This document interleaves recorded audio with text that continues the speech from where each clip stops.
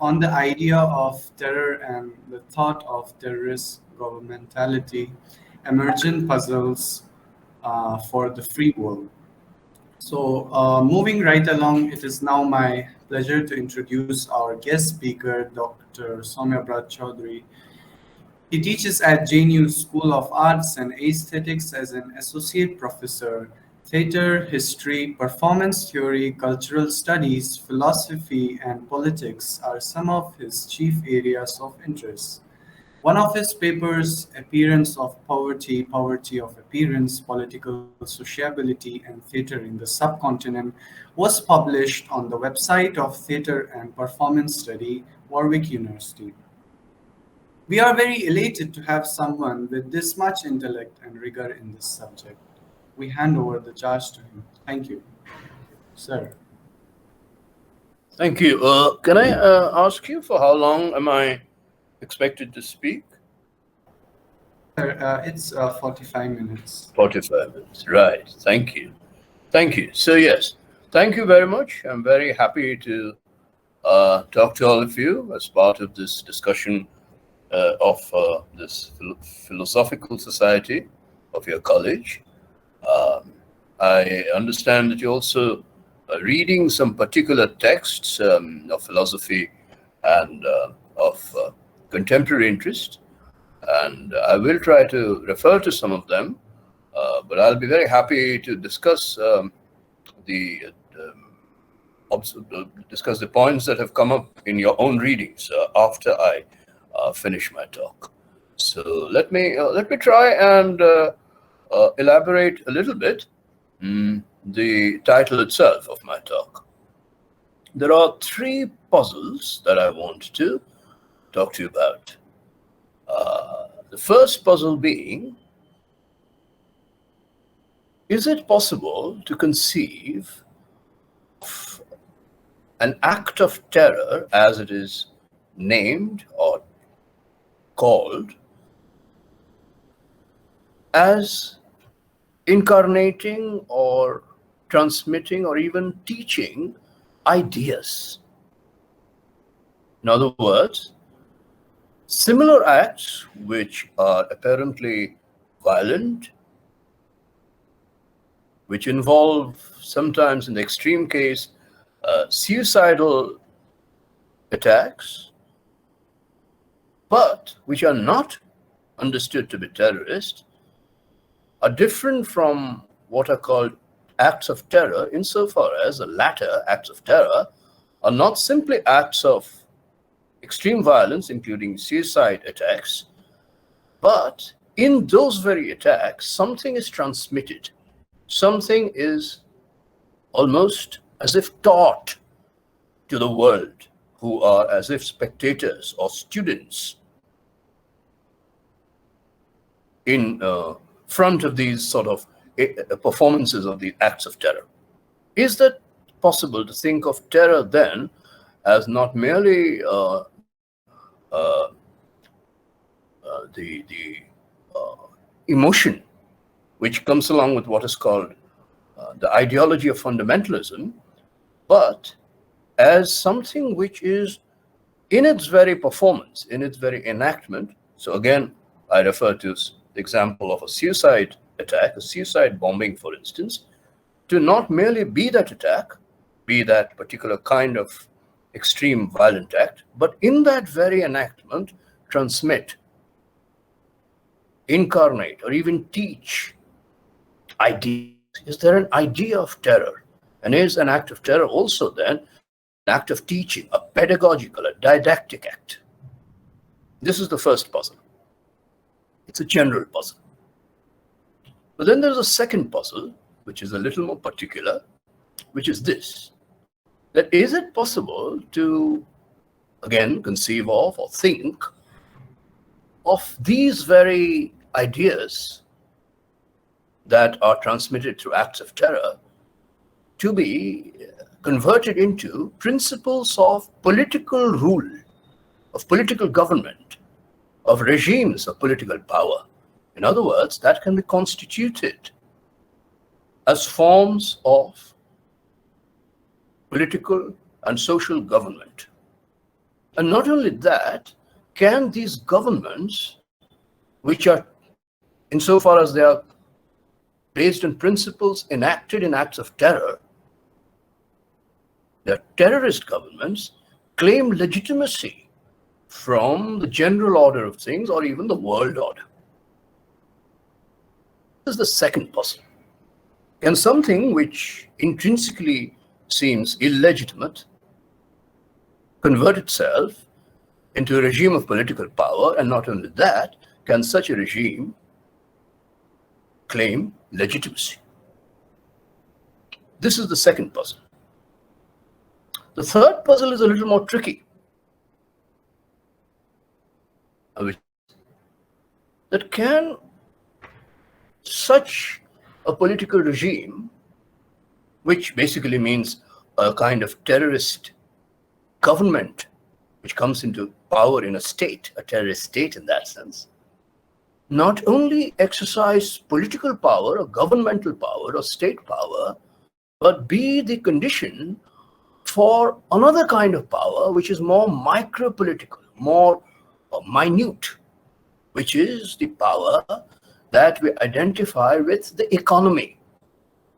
Because an economy is not anymore limited to a territorial state, to a political state limited to a particular national boundary, but is something which is constructed or constituted by circulation on a global scale. And this form of a global economic power is actually a power of mobilizing freedom, the freedom of individuals to participate in the economy, to produce and to capitalize their labor and their work insofar this global economy is a circuit of commodities and values, but also money, of capital. In that sense, be a part of global capitalism. Is it possible to think of a terrorist participation in something like a form of power which is not merely political power in the national territorial sense, but a more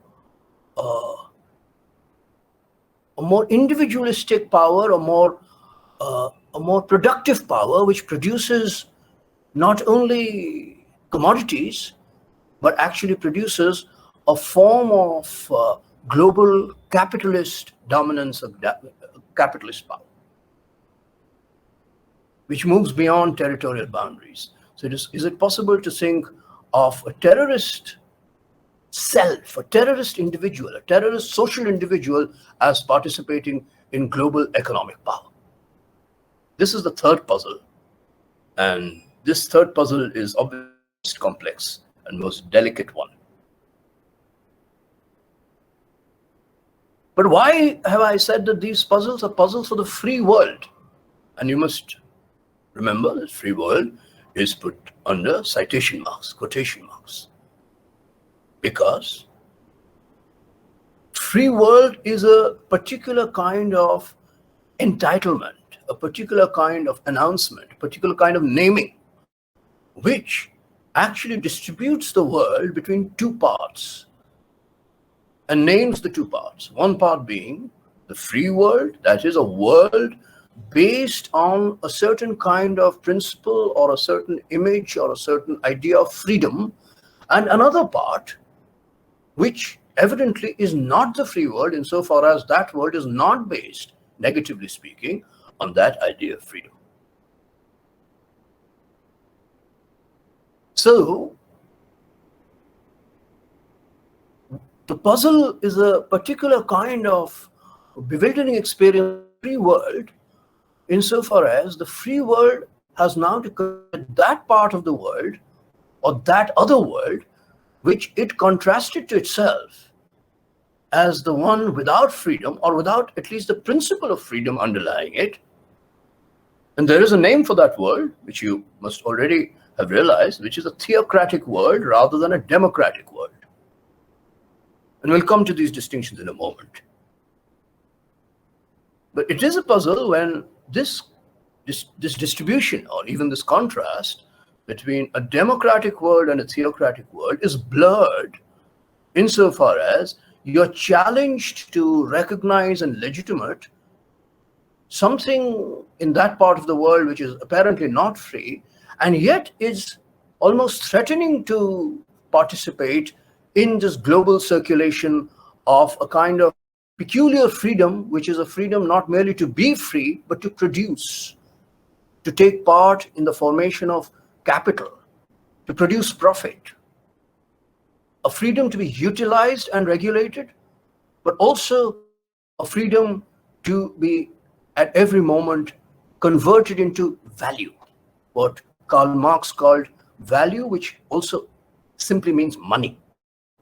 So is it possible then to think of that other part of the world, which is not free apparently, the not free part of the world, the free world and the other world, to both participate in the production of value, in profits? Can a terrorist world, in other words, be productive? That is why the puzzles are puzzles for the free world under citation marks. Because it is, remember, it is the free world which has declared through certain specific moments and institutions of legitimate declaration that certain acts, certain states, certain people, certain individuals, and certain organizations are terrorist or on the verge of being declared terrorist. So finally, why are these emergent puzzles? They're emergent because of the particular situation within which these puzzles are emerging today at a certain threshold of crisis. And that clearly is a reference to the present Afghan crisis. Not only is it a historical crisis, a national crisis, a military crisis, and a civil crisis, but it is also a crisis of this very structural and conceptual understanding that there is one part of the world that is free and the other part which is not. And yet, at a certain threshold of this historical crisis that is taking place in front of our eyes in Afghanistan, the free world is challenged to think of this crisis not only in terms of a strict dualism or a strict opposition between the free world and the unfree world, but the world in which negotiation is possible. The free world is now challenged to negotiate with the other part. Why? For what reason? What is the motivation? What is the incentive to negotiate? And yet we can see that such a challenge of negotiation is on the cards, where there is a certain undecidability. Should we negotiate or should we not negotiate? Should we recognize or not recognize another form of government, another kind of political rule, which apparently is a rule by what individually and collectively has been declared already by legitimate global institutions as terrorist? And yet, this kind of a fuzziness, this kind of an undecidable sort of oscillation between legitimation and non-legitimation, recognition and non-recognition, a strict condemnation and negotiation is unfolding as we speak. This is an emergent set of puzzles. It is not a permanent set of puzzles. So this is by way of explaining the meaning of my title, the problem, to state the problem, or set of problems. Now, what can we hope from an investigation of this kind? The word that I have used, which is the word puzzle, can mean that if you were to find the right procedure of solving the puzzle, you can eventually dissolve the puzzle and solve the problem such that you can go to a new state of stability, a new equilibrium. In that sense, you can successfully negotiate and arrive at a new balance of forces. So in other words, a puzzle structurally can have a solution. So one of the ways of investigating a puzzle is to look for its solution. That's one path. The other path is to see whether puzzle is actually to understate the situation, understate the difficulty of the situation.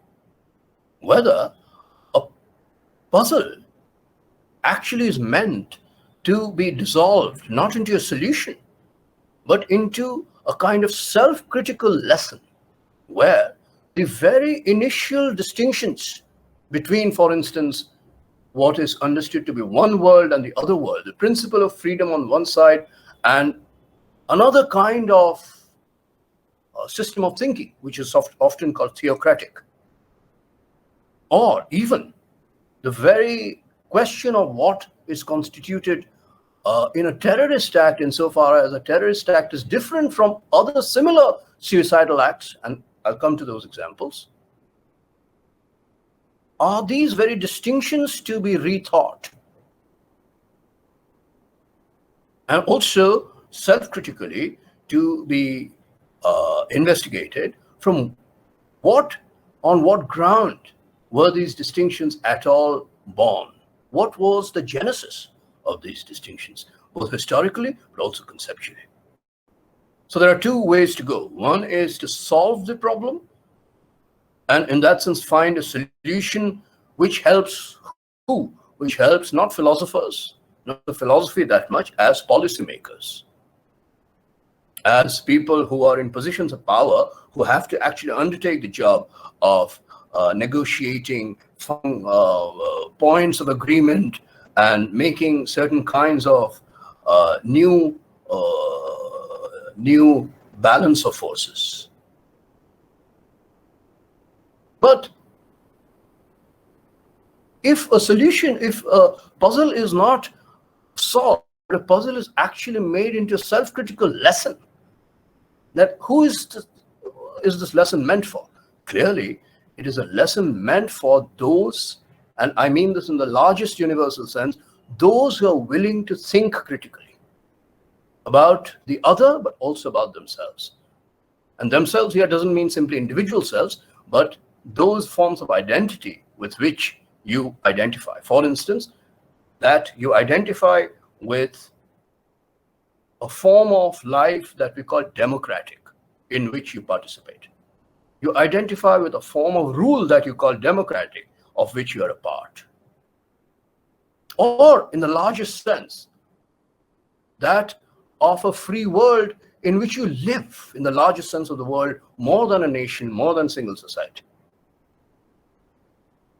It is only those who are willing to think critically who would go back to the very foundational certainties which make such distinctions possible, as the distinction between what is free and what is not free, who is free and who is not free. But it can only happen in a specific, concrete situation, which at present we are confronted with in many different sites, but at least the site of the Afghan crisis is one that is most dominant and is definitely part of our consciousness today. People who have never thought of anything to do with Afghanistan are talking about Afghanistan, even if they're doing it often with very, factual or historical grounding. And yet people are talking about Afghanistan. In that sense, it's part of a kind of world consciousness. So yes, so these are some of the initial remarks that I thought I would like to make. Now, you realize that this is a very large investigation, which I cannot in any way complete in a matter of 45 minutes. In any case, these are very difficult questions which need to be probed and elaborated, and that again would take a very different set of tools, philosophical and historical tools. But what I will do is to restate the problem through something which is an image. I'll use the strategy of sharing an image, not something which is a visual image on the screen, but an image which we can imagine in our own minds. This image comes from a piece of news that was part of the media reporting, and I saw it on an Indian television channel recently, where the reporter and the news anchor were both extremely disturbed with a particular kind of Taliban. So let me, for the first time, use the name Taliban, and we will talk about this name a little bit as we go along. But the news report had a report. It was a report about the Taliban who were taking out a kind of march in Kabul a few days back. But the reporter was particularly shocked by that victory march because it was a victory march which consisted of the apparatus, the suits, the belts, and all the mechanisms of what makes a suicide bomber. So it was a victory march which was exhibiting the entire machinery for a suicide bombing. And this was extremely shocking to the reporter as well as the anchor, and which is perfectly understandable, because if you think about a victory march, which is a march of celebrating coming to power, but a march which consists of exhibiting apparatuses which lead to mass deaths, including the death of the very one who is producing that effect of death, which is a suicide bombing, is indeed something which does not somehow correspond to the rationality of a celebration of coming to power. And yet, this was the case in this particular, at least according to this report. So I completely understand and probably share the sensation of being shocked and bewildered with this kind of victory march. But if you think again, so as people who are interested in this open invitation to think critically, if you think about the image itself, what is at stake? That is what I would like to ask you and sort of move into a little bit with your attention. What is it that is at stake when you see a suicide apparatus being celebrated as part of the glory or the power of a particular set of people who apparently constitute a group or an organization which is on the brink of power, political power, state power, the Taliban is? It seems to me that what is at stake is the productive power of life.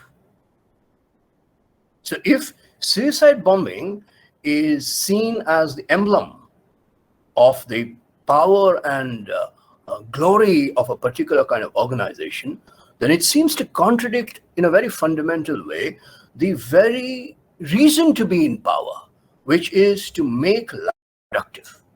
This is the contradiction, it seems to me. And indeed, it is a concrete, real, but philosophical contradiction. And if today we are shocked and sort of confused about this kind of a celebration, then this is the reason that we, as part of a particular kind of subjective disposition, a kind of subjective cultivation of our own selves, think of ourselves, at least potentially, as not merely living, but also as people who are capable of making our lives productive, making our lives useful. While the presentation of an image of a suicide potentiality is the exact opposite, which says that life is not worth living. Not just a life which is the life of others, including the life of the one who produces that effect of death, that is a suicide bomber, insofar as the suicide bomber lives in that same world in which the suicide bomber rejects, wants to annihilate, wants to annihilate. So in that sense, there is a foundational or fundamental conflict of ideas here. The idea of the act of terror, which wants to, in its very incarnation of that act of terror, which is a suicide bombing in this case, which produces an effect of mass killing, mass death. But not only that physical effect of devastation, but in that very performance of producing death, seems to want to teach the world that this world is not worth living in. And insofar as the suicide bomber herself or himself is someone who is living in this world, chooses not to live in this world anymore, so at the cost of this particular annihilation, the suicide bomber also makes a pedagogical, a teaching statement that I want to demonstrate to you, like a teacher does, why this world and how this world is not worth living in. So in that sense, it is an idea of nihilism of the world, and yet it is an idea. Why am I particularly pointing out this parameter of an idea which distinguishes a suicide bombing of this kind from any other similar kind of act of violence? Now, this is something which belongs to our world common sense. No, for instance, if you were to think of attacks that take place so commonly in the United States, in particular, of mass killing of people who have somehow access to guns, deadly guns, and in schools, for instance, they go about shooting at random a number of people, sometimes a number exceeding a terrorist attack, and yet these killings, and often at the end of that, the person shoots himself. These killings or these acts are not usually called terrorist. They are acts of derangement. They are psychiatrized. They are acts of, well, sure, social crisis. There are also, of course, issues of gun control and so on and so forth. But it is not, though, to all appearance, it is similar to a random act of, apparently random act of killing, which includes the death of the perpetrator, are not termed terrorist. So peculiarly, it seems the act of terror is a kind of systematic declaration that the act, in this case, is different from an act of, say, mass shooting in a school. In this case, it's a meaningful act. It might be irrational act by the parameters of a certain kind of rationality, and yet it is not irrational in the sense of senseless. It is a meaningful act, and that meaning itself is contested. This is the point.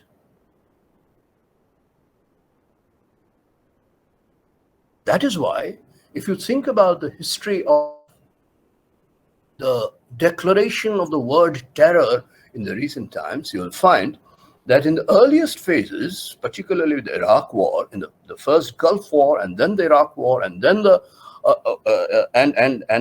war in Afghanistan, in the wake of 9/11, each of these are different stages of the declaration of individuals and organizations as terrorists. In each case, the symbolic meaning of that declaration being put out as discourses, not simply in terms of condemnation and also in terms of the reprisal that the country or the society under attack now wants to make against those acts of terror. But these are also acts which are symbolized in certain kinds of, with certain kinds of meanings. So for instance, one of the earliest meanings that was given to a terrorist act was that a terrorist act comes from a fundamentalist regime, not just of power, but of thinking, of ideas. And what is a fundamentalist? A fundamentalist act, what is a fundamentalist idea? A fundamentalist idea is an idea which underpins a theocratic type of power, a theocratic regime of power. And what is a theocratic regime of power? A theocratic regime of power is that which is not democratic in the exact sense that it is not based on an intelligible or locatable source of power. That is, in the case of democracy, the source that is called people. Because a theocratic form of power apparently is a form of power that is, objectively speaking, located in a source that is not accessible, at least not immediately, to human knowledge. Now, of course, the name of that source can differ from culture to culture. It can be God, it can be Allah, or it can be something else. But structurally, negatively defined, it is not accessible to human knowledge, not immediately at least. So in this sense, this also becomes the stakes of an idea of sovereignty. That in democracy, sovereignty is something you can locate in a worldly source, while in a non-democratic, theocratic regime of power, the source of sovereignty is transcendent. It transcends the world. In that sense, it is other. So that's why, in, for instance, the case of the sovereignty of Allah, and in the larger idea of a rule of Islam in the world, there is absolutely theologically or theocratically absolutely no recourse to sovereignty. There is only recourse to vicarious power. Here, vicarious means vicar. Vicar means minister, ministerial power.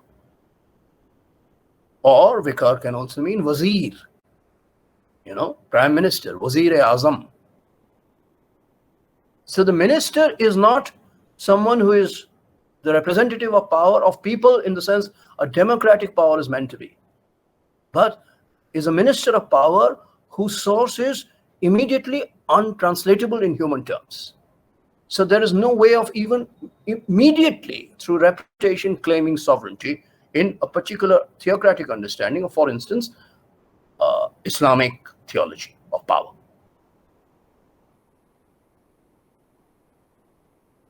But I don't want to go into theology today. I'm only interested in the status of these discussions insofar as these discussions are discussions of ideas. And it is at the level of idea that you're wanting to evaluate specific acts, which are brutal acts, violent acts, acts of devastation, and you're also giving it a particular kind of name, which is terrorist.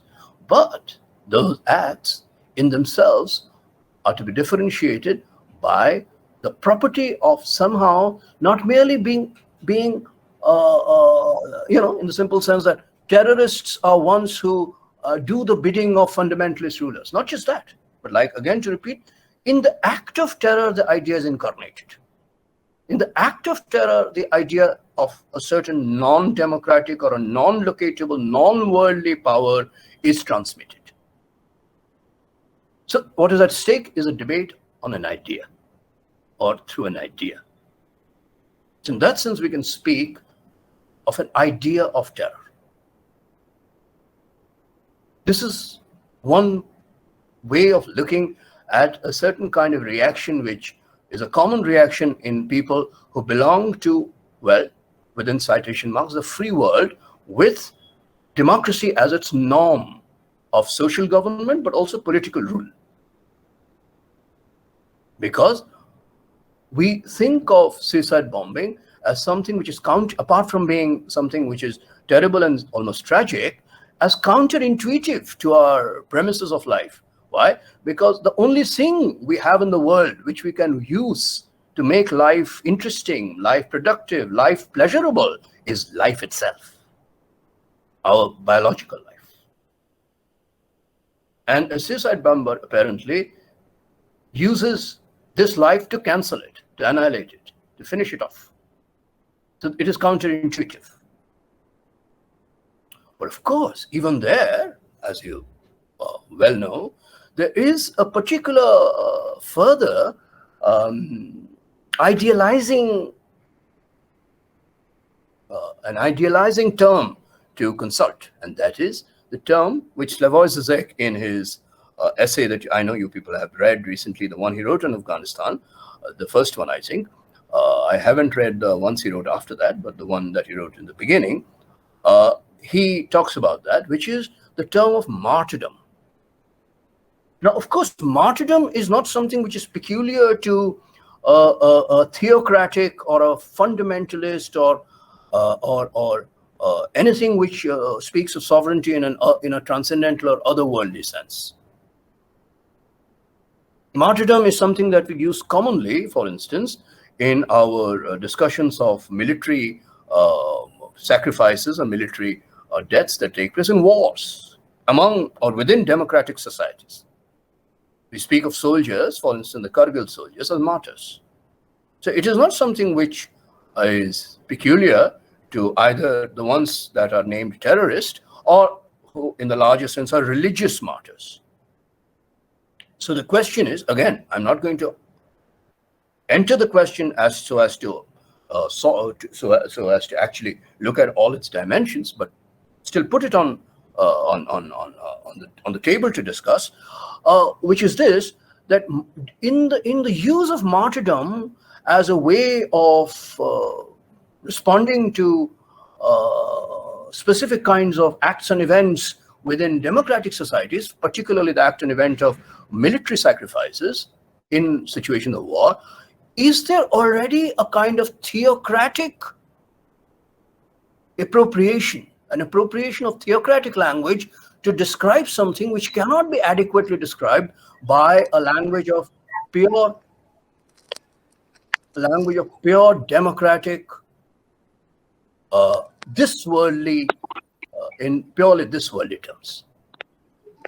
This is a question that immediately arises when we notice that a particular kind of religious or religio-martyrological language being used commonly, whether it be in a democracy like the US or a democracy like India or any other so-called democratic country, where martyrdom is used commonly.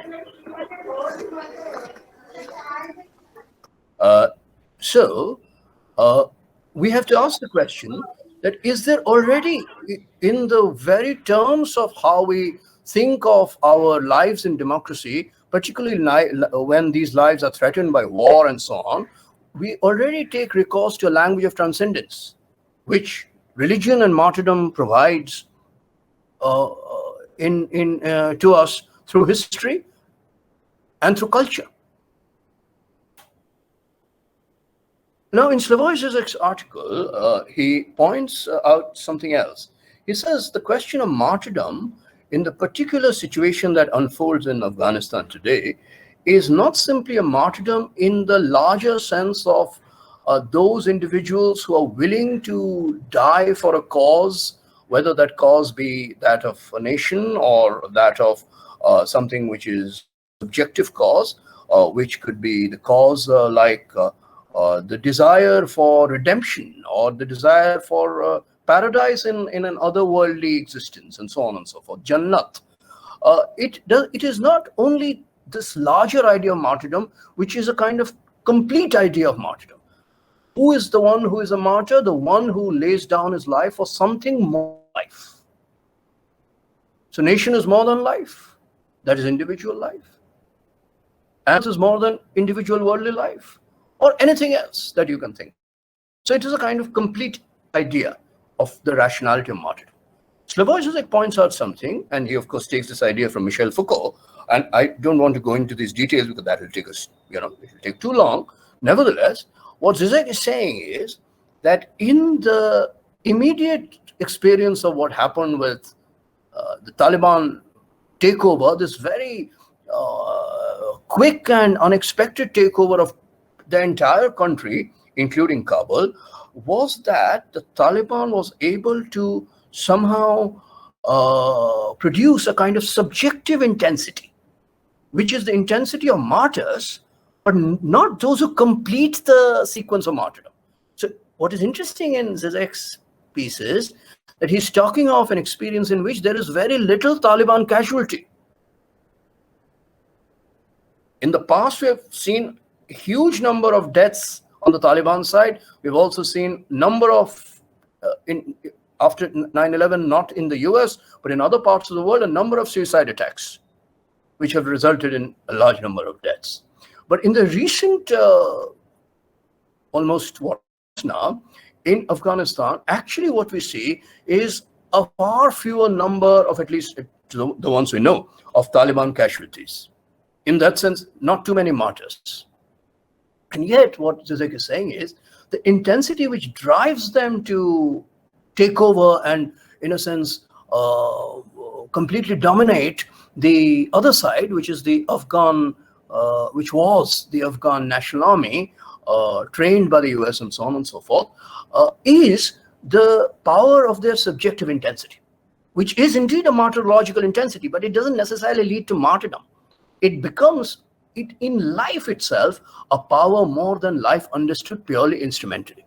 This is Zizek's point, and it's a very interesting point. It is not a moral point. It is not to say Taliban are good or bad. What they're doing is very problematic and has been absolutely barbaric, and many other things that we can talk about. But nevertheless, is it, and this is again a puzzle, is the Taliban to be also taken seriously insofar as they embody not just their acts, but an intensity, which can only be an intensity of an idea. Even if that idea leads to terrible, terrible actions. But is an idea involved here, which is not simply an abstract idea, but an idea unfolding in its subjective intensity? An idea which is so powerful that it is enough to produce the courage of martyrdom, but doesn't necessarily lead to martyrdom. So in the present Taliban, it seems what happens is a particular kind of subjective intensity that they actually are able to mobilize to win over those who do not possess such an intensity. Which brings us to a very interesting question, which is the question of the military or the military subject. You know, Machiavelli, the most influential, arguably the most influential political strategist or strategic thinker of Western political philosophy, often said that never make an army of those who fight only for something which is money. So don't make an army of mercenaries, and also don't think of the army only as professional. So neither mercenary nor professional. Think of the army always as an army of patriots, an army who have a subjective commitment to what they're fighting for. In principle, that's what Machiavelli would always say. So with Zizek's point, we are actually confronted with a peculiar paradox. The paradox is that, on the one hand, the Taliban win, though they are a much smaller number apparently than the large number of Afghan soldiers, the erstwhile Afghan official army, not because they're a disciplinary army or a disciplined professional army, but because they are a subjective army, if one can put it like that. And so that's why we don't really say Taliban army. What do we say? We use a subjective word, interestingly. We say Taliban fighters, which is a highly masculinist and at the same time highly subjective. Taliban fighters, as different from an Afghan army, which at least is neutral. And of course, the Afghan army had a lot of women. So the question of the kind of military governmentality is something which interests me a great deal, particularly with reference to gender. But at the same time, Zizek is saying, and this is not something that only Zizek has said, even on the American side, I've heard the well-known Indian origin, American political commentator Fareed Zakaria say that the Taliban was able to win because they were fighting for something they believed in, while the Afghan army collapsed because they had nothing to believe in.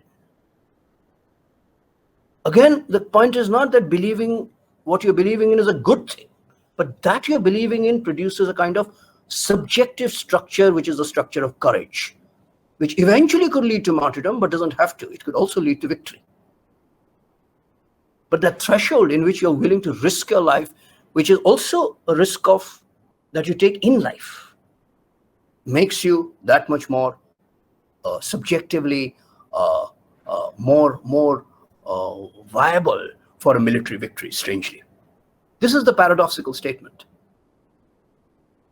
But it's paradoxical also because of the last 20 years of the American war that was carried out in Afghanistan, because the entire meaning of the American war officially and ideologically was that it was to produce a nation which is a democratic civil nation, a kind of civic nation, which would also mean the building not just of the government but of society, a certain kind of democratic society, a democratic society of civil individuals, civil social individuals, from which something like a military discipline would come.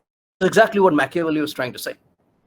This is the entire sort of military teaching, military governmentality that was sought to be rooted not just in a professional army funded by the state, but something which would come out of society and would indeed produce a society, a military which is committed to something, which is committed to a civil society of free individuals. If that did not happen, then surely it is a question of the failure of ideas and the mode and method through which these ideas were sought to be actually, introduced to Afghanistan in that particular 20-year period. Now, I don't have much time, and these are very important and rich discussions. Nevertheless, I'll make this point that this is actually a very complicated historical question of colonialism and imperialism. There is a very interesting American journalist called James Astell who wrote an article recently called "Farewell Kabul, We Hardly Knew You," in which he really critically looks at his own as a journalist, as an embedded journalist in Afghanistan. He looks at his own role as someone who was part of a colonial expedition in the cultural sense. That the Americans were fighting, yes, a difficult war against the Taliban and so on and so forth, which is, of course, backed by other parts, all that we can talk about later. But the Taliban were not interested in any way engaging with the Afghan social reality, which is also an economic reality of class distinction, of extreme poverty, of illiteracy, and so on and so forth. The Americans were interested in a kind of economic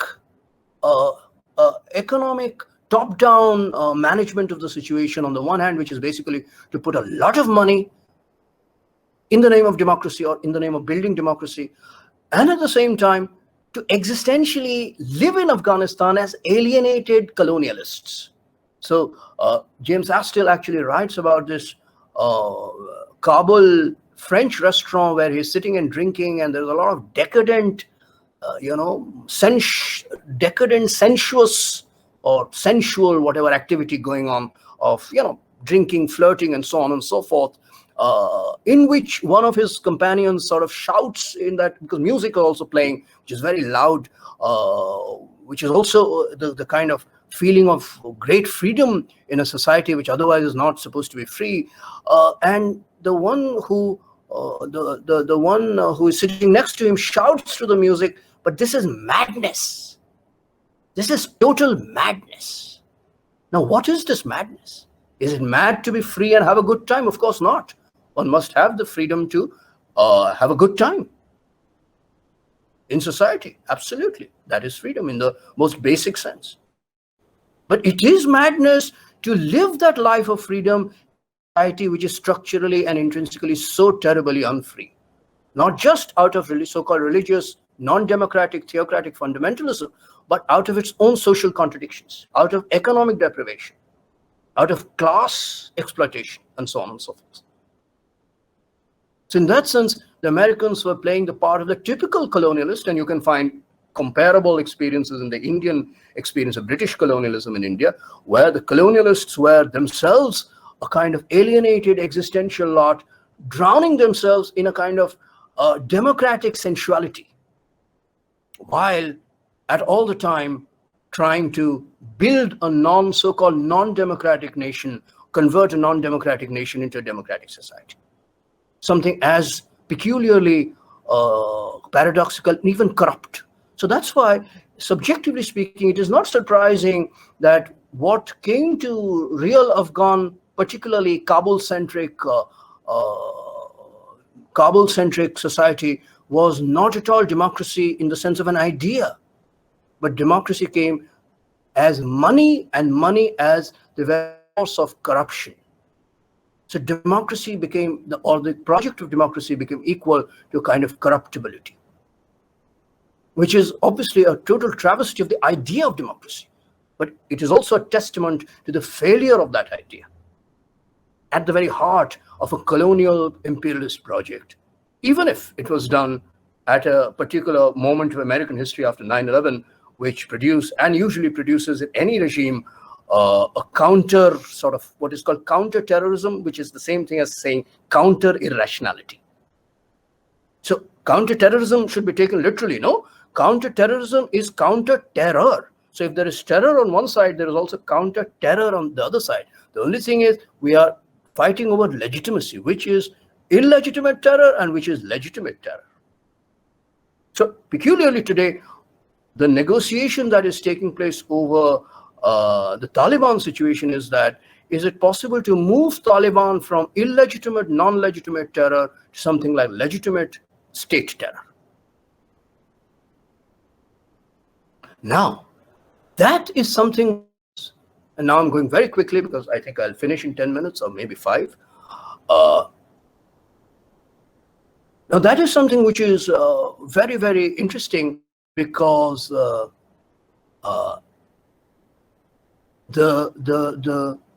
Taliban, as far as they are already participating in a semi-legitimate, quasi-legitimate state terror, are being resisted not merely as Taliban, not merely as people who have a terribly problematical religious ideology which is based on a certain version of Islamic jurisprudence. That discussion is a complex discussion. We can have it later. But whatever that is a kind of philosophical, theological, legal structure.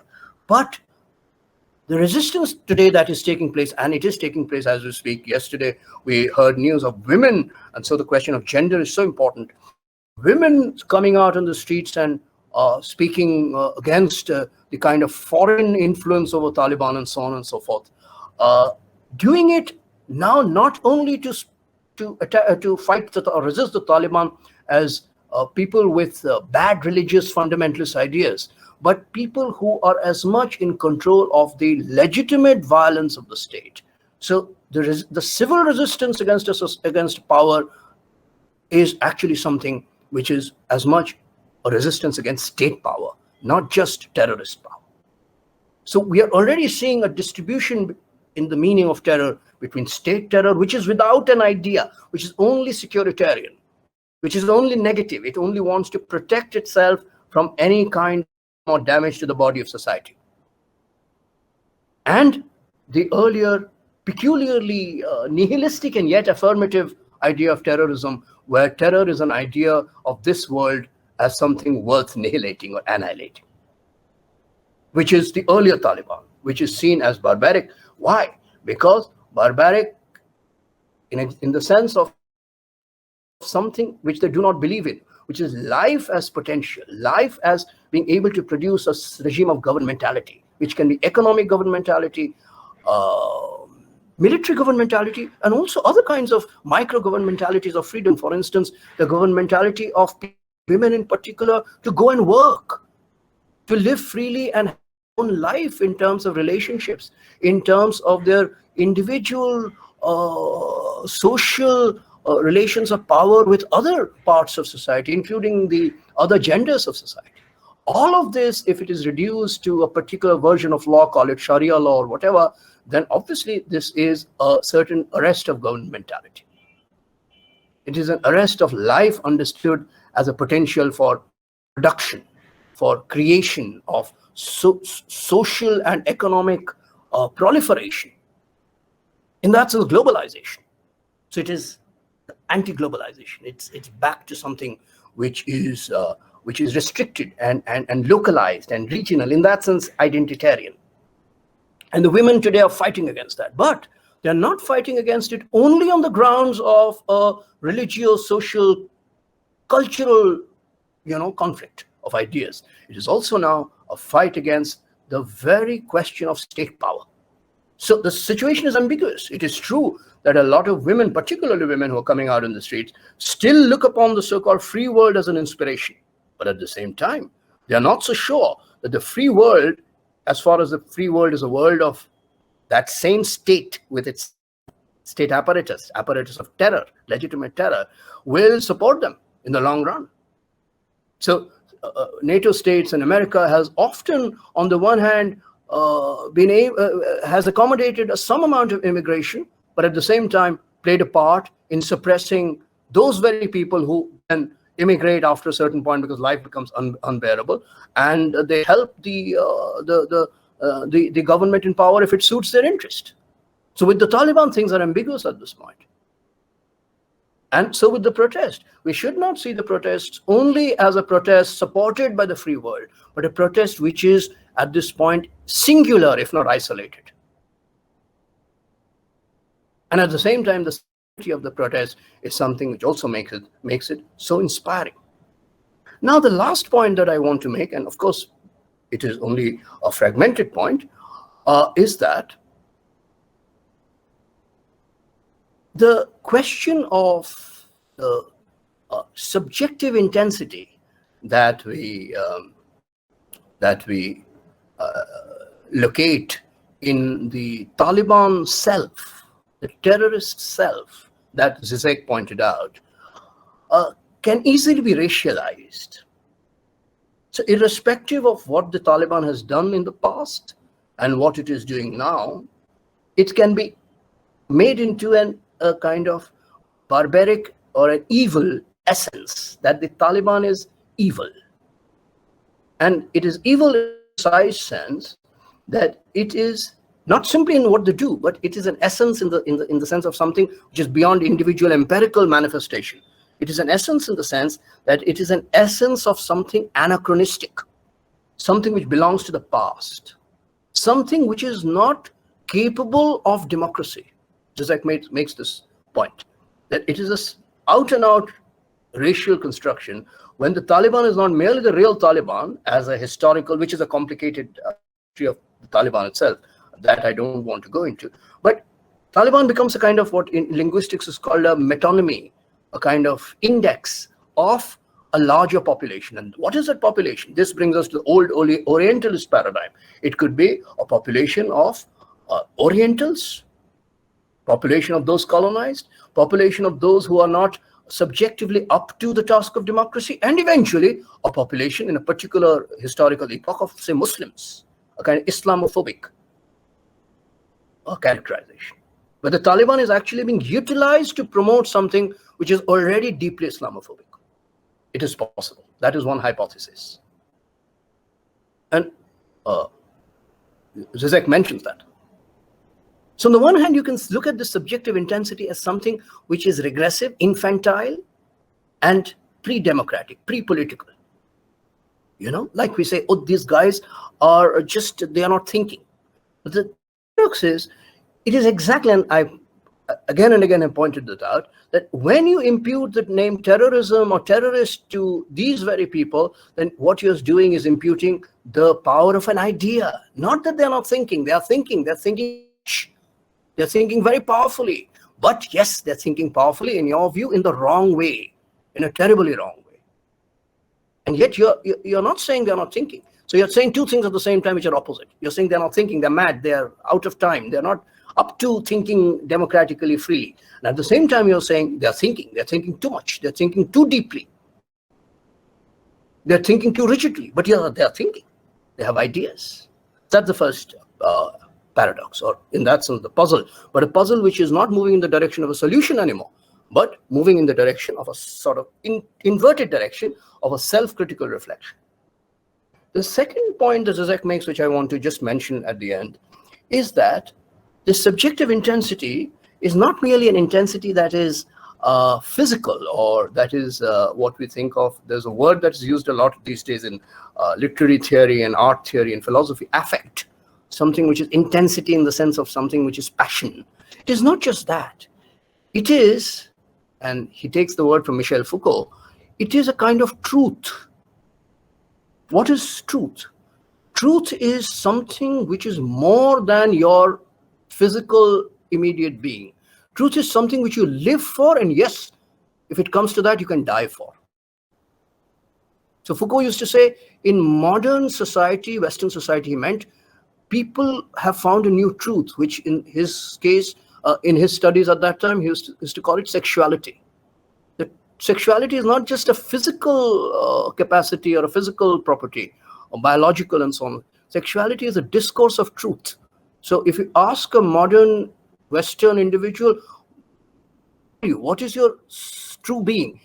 that person would possibly say, and he's speaking, remember, in the 60s and early 70s, possibly say, I am a truly sexual being. In my sexuality lies the truth of my being. So in that sense, Taliban could also be asked, what is your truth? And Zizek is almost saying that in some peculiar sense, they would be saying the truth of our being is not merely religion in the sense of following Islam, nor is it something which is purely blind, that we are just following orders. But in a sense, they are saying that we are searching for a truth which is in this world, and yet we want to make a new sort of political power out of it. Not clear. This is the same kind of a new, what Foucault called counter-conduct, that he saw in the 1970s when he went to Iran during the Iranian Revolution.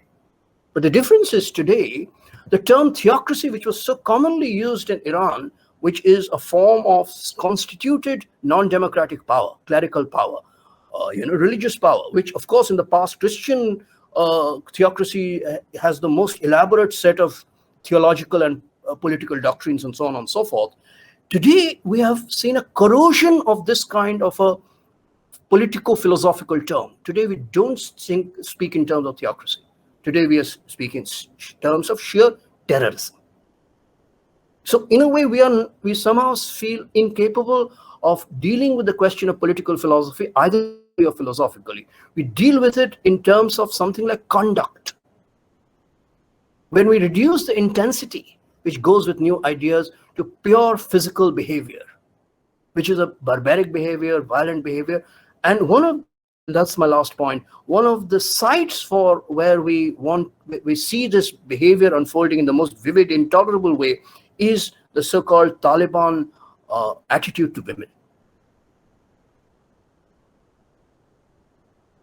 Now, the question that I want to leave you with is this. The Taliban attitude to women is abhorrent because it is Taliban, or is it is patriarchy?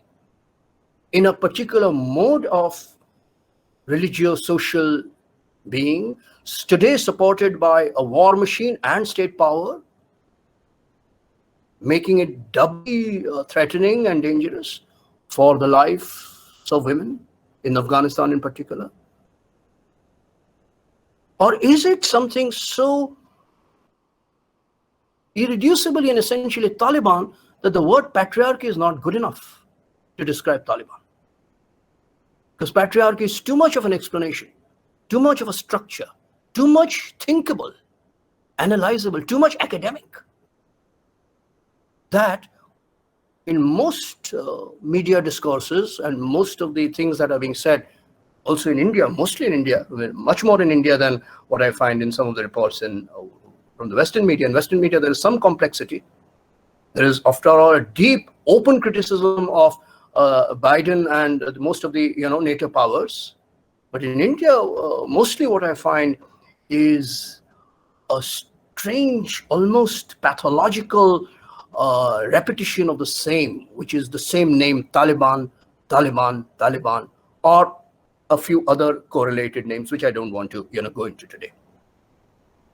And not, for instance, Taliban as patriarchy, as a particular mode of patriarchy made that much more lethal by power, both the military war apparatus that they carry, but also state power today. The state power, which legitimates the kind of law that they impose. That to me is interesting and symptomatic.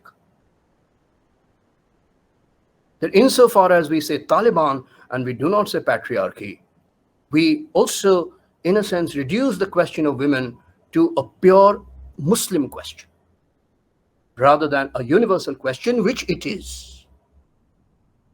And that is my strong affirmation. The question of gender and equality is a universal question, not a Muslim question.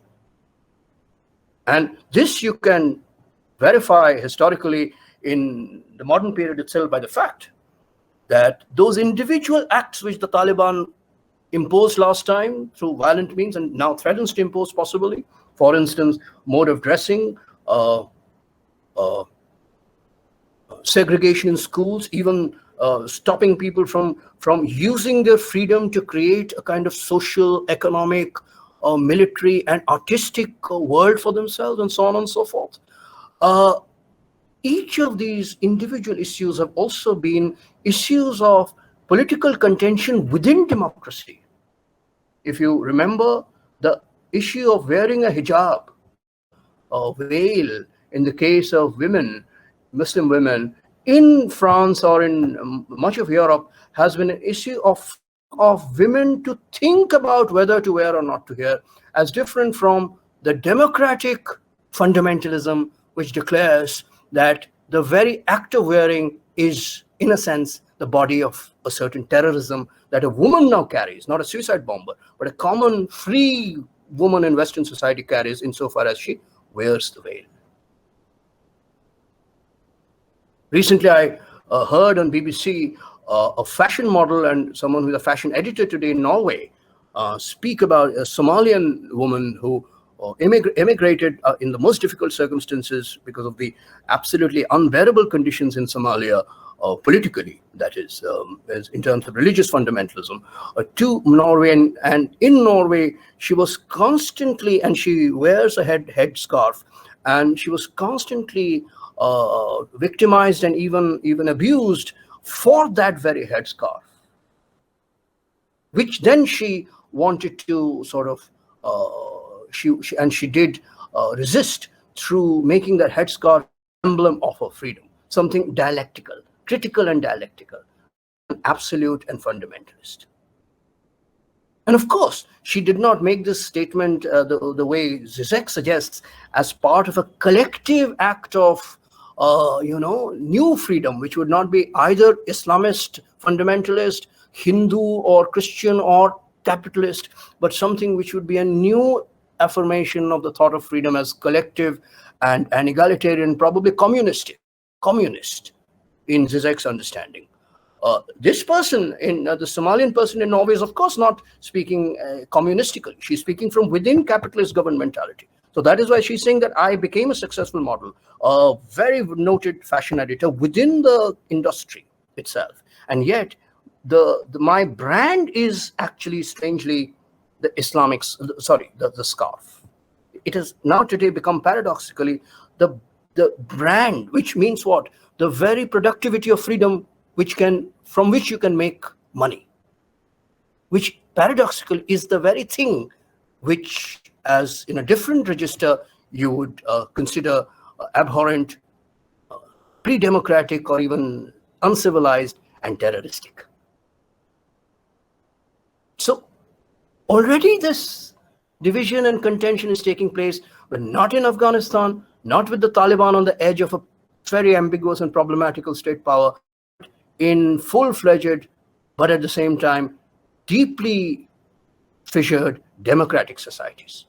And the sites where these divisions and contentions and equivocations are being played out are sites in which women are playing a leading role, including Muslim women. So there is no absolute Taliban essence to be associated with so-called individual Islamic signs or gestures, whether it be the act of wearing a hijab or it be the act of rejecting any imposition of wearing that very thing. I remember the great Marxist thinker Etienne Balibar speaking in JNU some years back and saying that it is far more interesting to think of a veiled woman, possibly Muslim, reading Voltaire than someone who is otherwise absolutely looking normal, free, and yet thinking nothing. That's all. Thank you. Thank you very much, sir. I do hope that everyone had a lot of insights and information and ideas about the whole situation that is going in Taliban, and looking beyond the underlying mechanism, looking beyond the uh, like underlying mechanism that is going on. So now the floor is open for questions. If anyone wants to ask questions, then they are free to ask, and the questions can be put up in the chat box as well. Thank you. Chat box. Uh, there is one question. How can we imagine a self-critical introspection in the face of the emergent problem of Afghanistan? The discourse would have to be located outside the dialectic of the free, in brackets, a liberal pacifying universal like Zizek argues, and the unfree, a partisan. But then, would the form and the source of this discourse be the language scheme or the global market or global sanction? Or is this an issue that the free world should have no stake in, given that the reality of Afghanistan is a byproduct of liberal under nation's free governmentality? Sir. Yeah, yeah, yeah. So great. This is, of course, a crucial question, very difficult. Zizek's own point is that he has two strategies to suggest. One is the largest strategy, which I mentioned a few moments back towards the end, which is a strategy of a kind of, which is not a strategy at all, but more than a strategy, which is something fundamental, not fundamentalist, but fundamental, which is to affirm the idea of communism as egalitarian axiom, as egalitarian principle, which cannot be and must not be converted into a small circuit of individual freedoms which are being capitalized and made profitable productivity out of. In that sense, Zizek's general philosophical proposal is to, and this is something he clearly follows Alain Badiou, the arguably the greatest European philosopher today, who says that the communist hypothesis must be affirmed in the face of the complete weakness, or if not disappearance, of really existing socialist governments or socialist states. And Zizek, in a sense, is following that. But he's also saying something towards the end of his article, which is a kind of strategic point, not, of course, outside the world, that is out of the question, but I'm very sure of how to think about this, about a particular kind of point of at the limit of the world, which is a crisis point, that is the crisis of climate change. So towards the end of the article, you will notice that he suggests that climate change should become the kind of limit zone, limit point from where we must recuperate ourselves as a new collective subject who are now attached not to individualism and the capitalist hedonism or this kind of small consumption, the sensual value of small consumptions, but something which is able to collectively enunciate a subject in relation to the world, which is in danger of literally being destroyed. A natural world, as a physical world in which materially human beings live. So he wants something to happen through this kind of a limit experience that today confronts us in climate change. He's not alone in this. A lot of thinkers, including Marxist, materialist thinkers, are suggesting that the climate change. I remember Michael Lowy, a great commentator on Walter Benjamin, recently writing a kind of along the footsteps of in the footsteps of Benjamin himself, 15 theses on a kind of new political subject, which is an ecological subject, not just a social or economic subject, but an ecological subject. And again, it's in the light of the experience of climate change, which is not outside the world, but at the limits of the world. Insofar as the world it's a kind of different kind of suicide. No, it's a collective suicide. What we have done with nature. So Zizek is suggesting that. My little doubt is that even if climate change is the occasion, is the experience under which we must recuperate something like a collective communist subjectivity with all its subjective partisan attachment to truth. Even for that, we need a middle term. In the spirit of dialectic, we need a middle term. What is that middle term? Because after all, climate change is experienced. We of course have its knowledge. We have a kind of scientific discourse on it, and increasing scientific explanation of the reasons why we are where we are. At the same time, like he himself says, science must be made a part of subjective truth telling, subjective counterconduct, not just objective neutral science. For that, it seems to me that it is not on climate change, but at the domain, at the level of science itself, that we need an affirmative principle, a new action which is not positivistic, not technocratic, but something which Al-Badi would say, science is a new truth, which is done not out of a kind of back to the walls in the face of climate change, but which is done like it was, for instance, after the great Galenian revolution, or even the Einsteinian revolution. In a similar way, is it possible to today look at this great science, which itself is maybe causing the problem, but yet it is great science, the new scientific revolution, which is called the information revolution, as something to be affirmed as the new site of collective thinking, not just the thinking of experts. So there I agree with Zizek.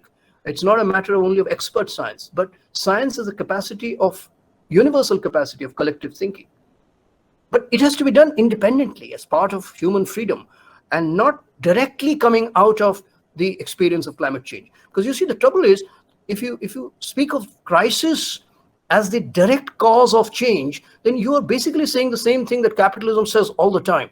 COVID-19 happens and capitalism says, this is a crisis, the greatest problem we have faced in a long, long time. But let's make this crisis an opportunity. Which means what? You sell your goods. Yeah, you make money out of the crisis. So, for instance, digital, you need digital. So, okay, digital have to respond to the situation, and of course they do work. But the primary rationality is the rationality of surviving as capitalist. Now, surely Zizek doesn't mean that this kind of a collective communistic recuperation will happen in this way, which is a direct, taking up of this formula or this slogan that every crisis is an opportunity. No, every crisis is not an opportunity. A crisis is a crisis. It's a crisis of everything that you need to survive in a minimal and yet in a valuable, dignified way. It's a crisis. Yes, if in the crisis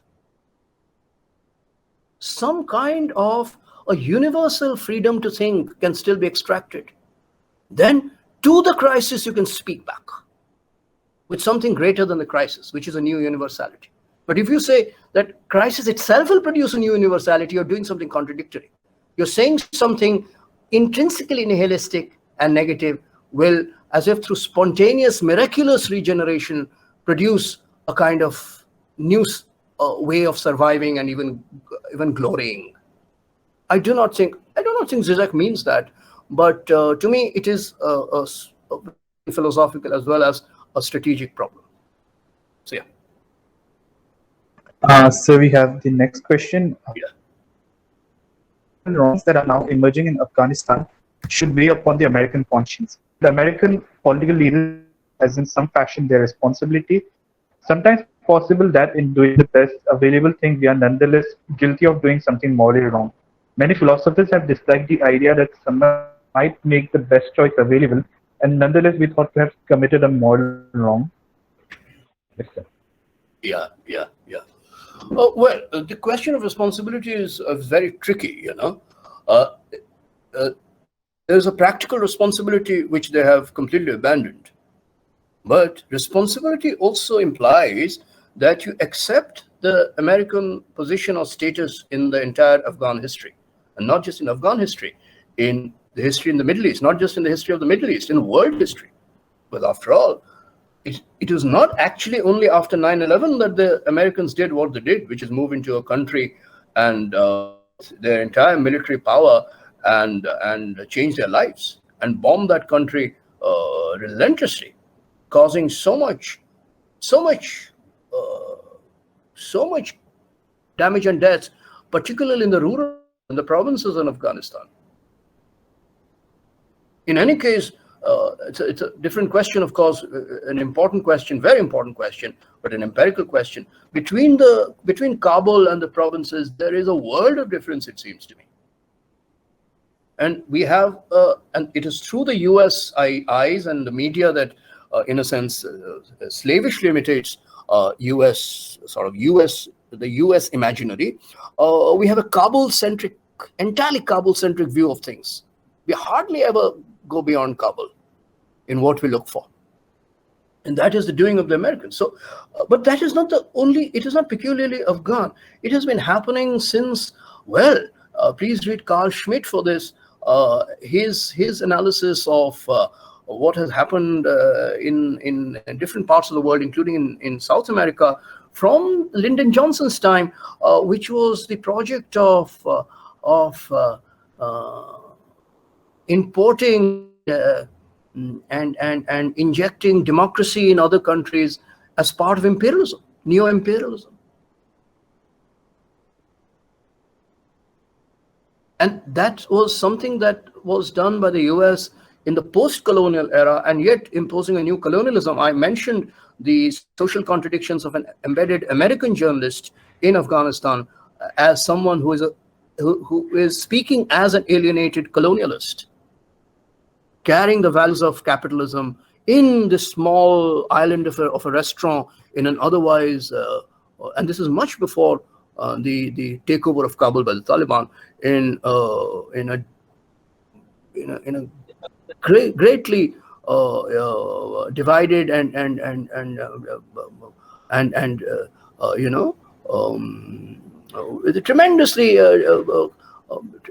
tremendously weakened social structure and fabric in Afghanistan.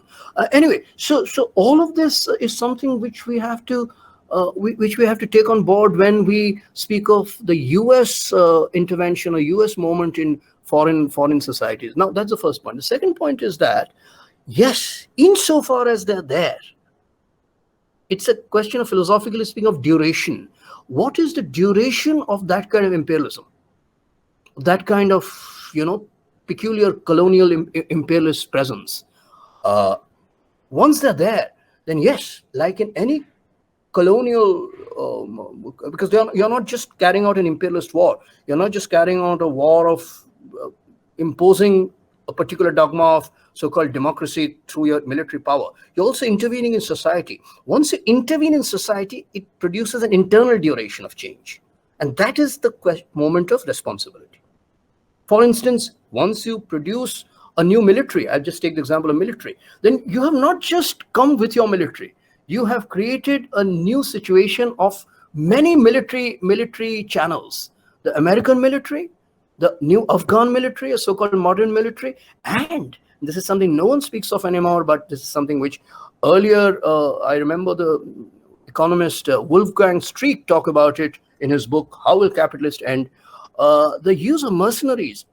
After all, American and NATO troops lost just 300 men in these 20 years. Now, every person's loss is a tragedy and is also a testament to the futility of war. At the same time, compared to the millions who died in Afghanistan, just 300.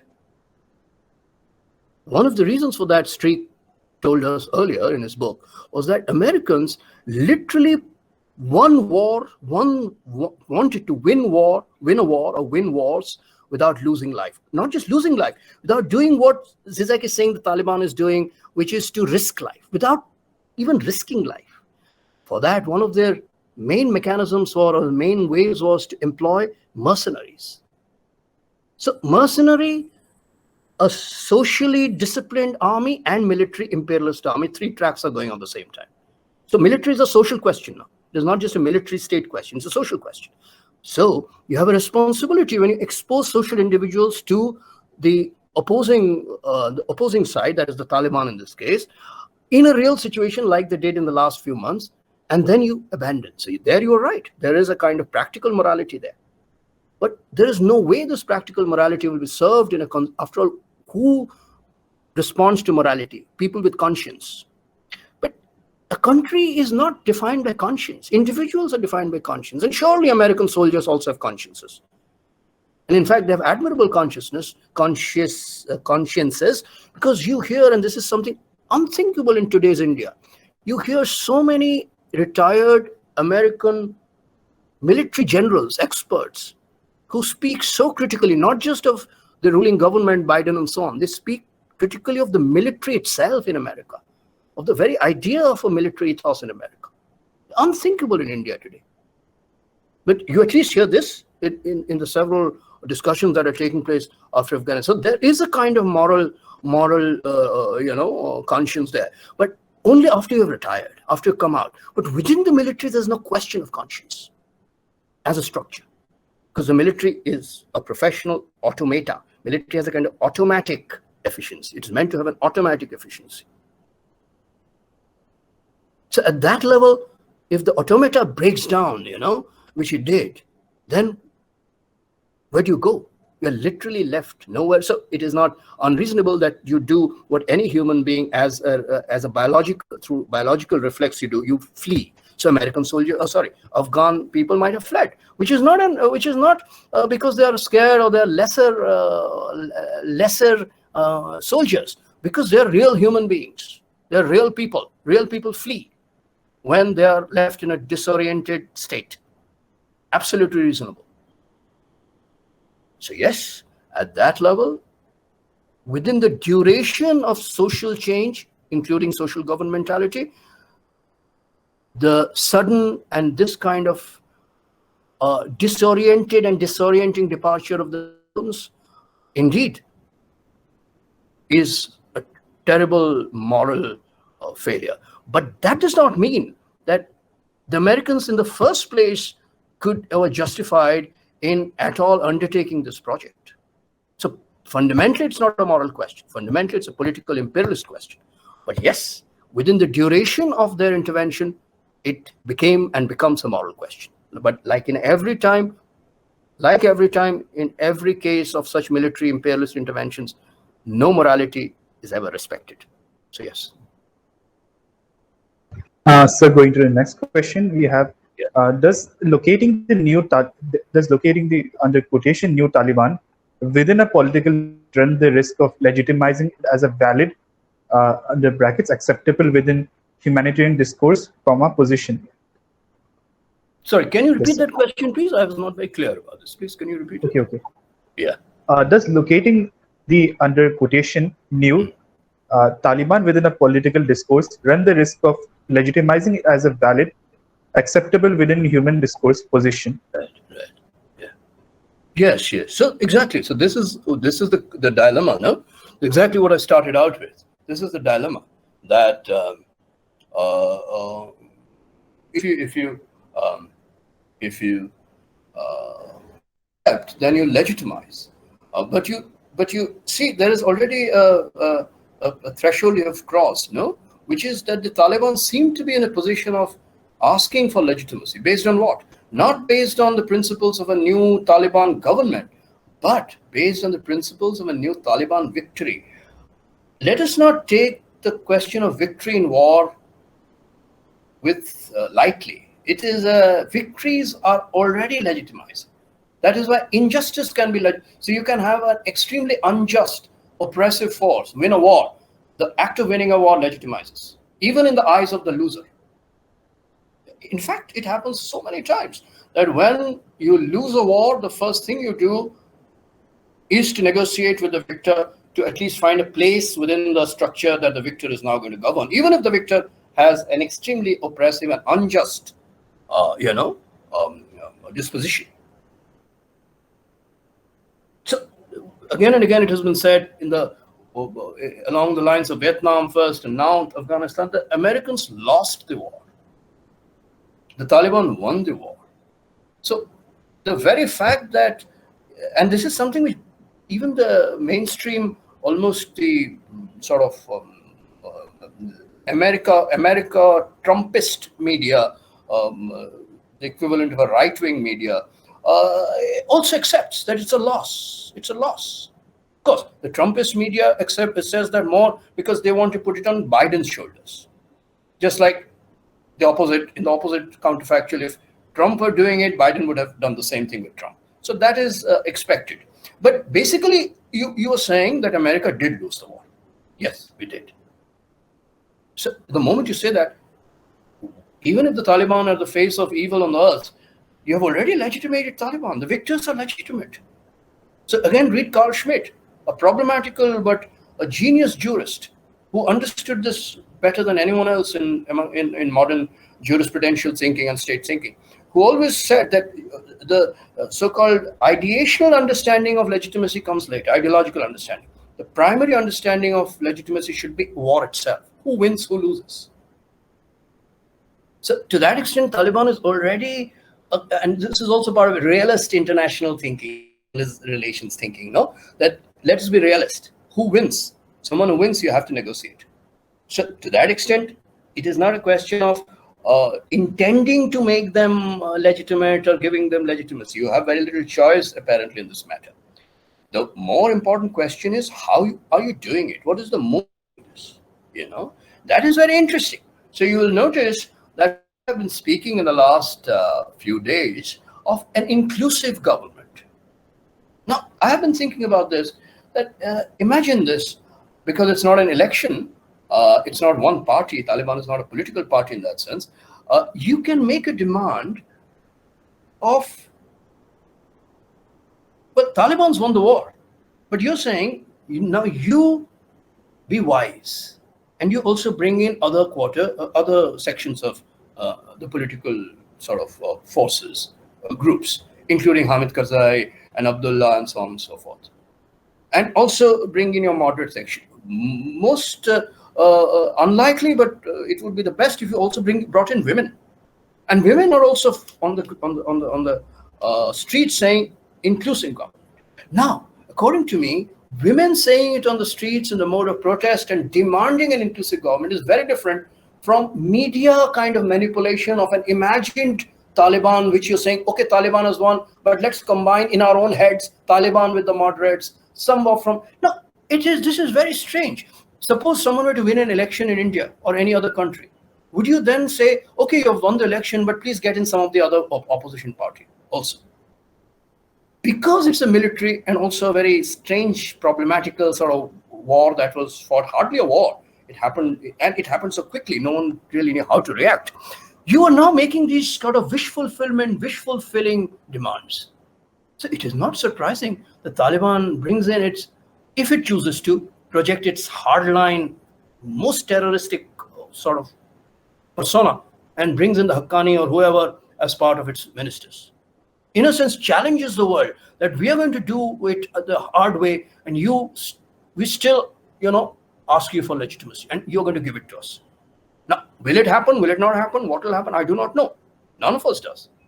But I think it is really interesting and also a bit amusing, though in very tragic circumstances, that we are in our heads wishing for a so-called inclusive government. But an inclusive government of the Taliban, surely it cannot be an equally divided government because Taliban won the war, which means inclusive government of those who are essentially not inclusive. How will that happen? It can only happen, of course, if you put pressure. In the real world, if you put pressure. Now, that is a paradox. The Americans have left. The NATO has left. Who are the most, pressurizing agents? So whatever has to happen through the back room. But surely it cannot have the same kind of pressure which a war won or a war lost puts on the different forces in a real situation. So that is something we have to really, face frontally. We have to really look the situation in the eye.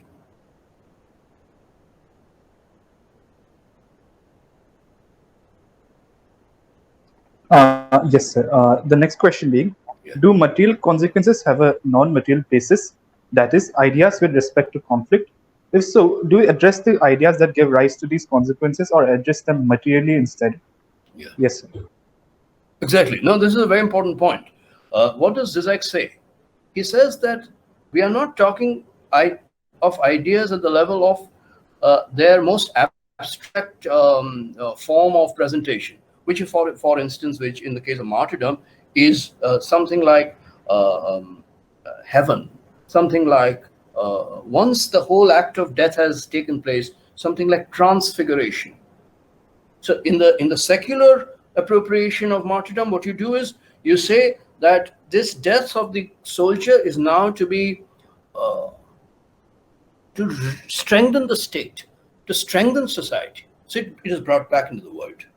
And with religious logic of martyrdom, what you say is the idea of martyrdom is something which produces the possibility of a kind of unverifiable, but a vision that is given to us through probably great religious books of heaven, Jannat, paradise, whatever.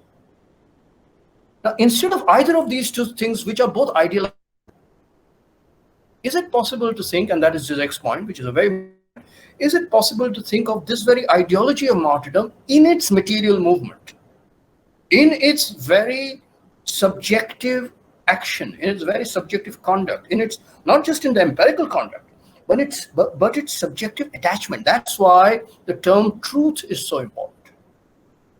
Because you see, when we say truth, you're saying something apparently contradictory. Truth is supposed to be not for one person or another.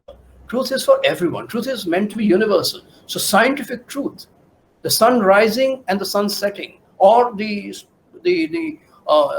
structure of the solar system, or the laws of physics, these are not meant for you or me. It is meant for no one. It is for everyone and for no one at the same time. Yeah, in that sense, it is hyper objective. And at the same time, you see,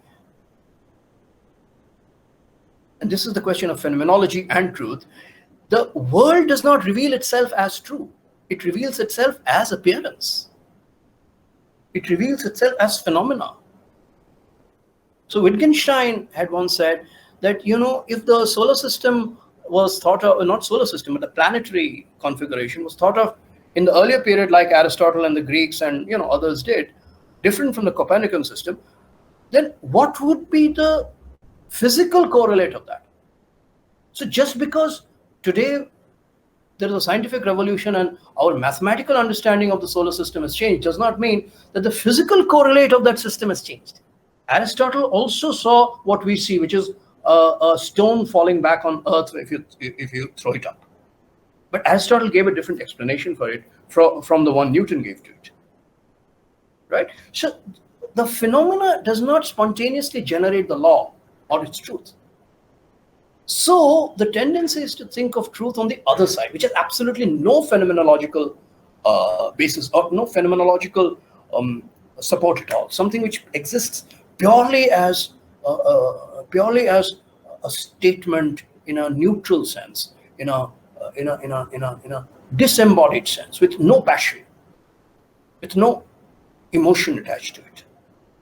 This is what is contested in not natural, not in situations, or not situation, but not in investigations into natural phenomenon, but in historical situations. In historical situations, either you say that there is no truth, everything is relative, or you say that in very particular historical situations, we create something which then becomes what could be called new truth. So you see, and this is something I've spoken about earlier, Ambedkar, the great Indian thinker Babasaheb Ambedkar, in 1927 said at a place in Maharashtra called Mahad that for the first time we declare in Indian history, we declare the norm of equality. Now, is equality only something which is relative to Ambedkar's declaration? No. Equality is something, if it is true, then it's true forever. But at the same time, it is for the first time that someone is declaring it, apparently. So there is a particular historical moment which is full of passion, which is subjective, which is intense, and yet its stakes are not merely in a relative historical situation with its local victory and local defeat. It is in doing something which is meant for all, in every circumstance, which changes the very way of looking at relationships between human beings and even outside human beings. which is an egalitarian disposition. And yet it requires that particular moment of historical upsurge, of a kind of speech, a kind of gesture, which of course could also have a certain, I don't know what to call it, intensity bordering on violence. So it is problematical. It is not smooth. It is not transparent. And it is on that threshold that things are ambiguous and yet material. So that's the answer to your question. That the idea is apparently not material, it is ideal. And yet it has both a material gesture of its upsurge, of its becoming, and it has material consequences. So if your idea is something which is, dogmatic, and someone literally plants it into your head, you must kill yourself tomorrow and you will go to Jannat, which surely people do, then it can have a terrible, terrible consequence that you do something completely brainwashed and out of no sense of your own thinking, and eventually you simply kill yourself, and also God knows kill so many others. That's on the one side. On the other hand, if no one says this to you, but you, through the what Ale Badiou calls process of truth, through the process of making a truth, you yourself take the responsibility of risking your life for whatever belief, communism, something else, but something you believe in, which you can't prove. Pascal said you can't prove God does not exist objectively, but you wager that God exists. Because if God, you might lose the wager. You must lose the wager if God does not lose it. You see, if God does not exist, in the theological framework, if God does not exist, then it's all right. Everything is finite, human, finished. You lost the bet. But suppose you wager that God does not exist and God does exist, because God is infinite. Then imagine the loss. It is incalculable. So in that sense, you wager something infinite, which you cannot finitely totally grasp. In translated to history, it means in particular historical situations, you're governed by finite parameters, even laws. So you can't really make a calculation of infinite consequences. And yet, sometimes people make the infinite wager of, for instance, declaring an idea that equality exists, or the opposite, that only the law of God will hold. So either way, it is something which will have material consequences. But this is what is the material part of something which can abstractly appear as only the pure idea without a body. So yeah, that is what is at stake. Yes, sir. The next question, which I suppose is the final question as well. What should one do when events like 9/11 happen? I think it's supposed to be under quotations. Refers to as a country. What should be our approach to refer to as? towards that? Sorry, I missed that. As a country. As a country. Just repeat that question. I want to get it. Just please repeat it from the beginning. What should one do when events like 9/11 happen? All right. One refers like as a country. What should be your approach towards that group? What should be your approach to? That group. That what? Sorry, I'm not quite able to hear the last word. That what? Group. That group, sir. Group. That group. Yes, sir. Yeah, Yes, do I understand the question? Well, let me try. If you are asking about the common mass of people who live in real, like say in a city where an attack like 9/11 happens, and how do they react to it, or how do they eventually live with it, or what kind of a justification, explanation do they give to it, or in the absence of any such justification, the trauma that they experience, how do they cure themselves of such a trauma? If all of these questions are what you have in mind, then of course that is something which is difficult for me to talk about. All I can say is that I have read and seen several ways of how a situation like that is responded to by the multiplicity of individuals who are who have very different points of views and positions in even within a city, within one place, even within a country. So, for instance, the immigrant position is very different from so-called national position. Uh, so, one of the things that happened after 9/11 was that there was, in a very short time, not just the great American NATO response to it, the allegation, which was proved absolutely baseless, that these so-called, and this is an Orientalist description, of course, these so-called non-democratic or sort of half-democratic, practically democratic, ungoverned, even ungovernable nations, societies in the Middle East, including Iraq, Saddam Hussein, and Afghanistan, and so on, they possess technologies of destruction, including the atomic bomb, uh, which we have to we have to prevent them from using. So we go looking for these instruments, which is in the hands of people who are not mentally capable of handling them, and so on and so forth, which is purely deeply Orientalist. Uh, this kind of thing happened, but this is not to be unexpected. I mean, this is frankly something that has been happening forever, not just with the US history, but with imperial history for thousands of years.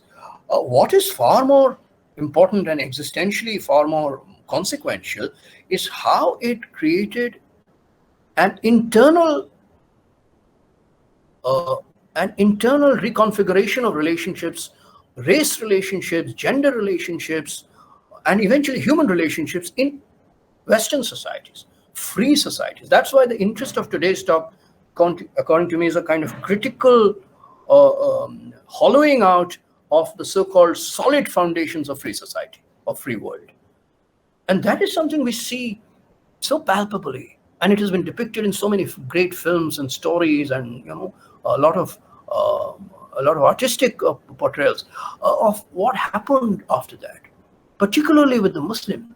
So something like a Muslim became a way not of anymore empirically living a life, or a particular religious affiliation, or even a cultural identity, but Muslim became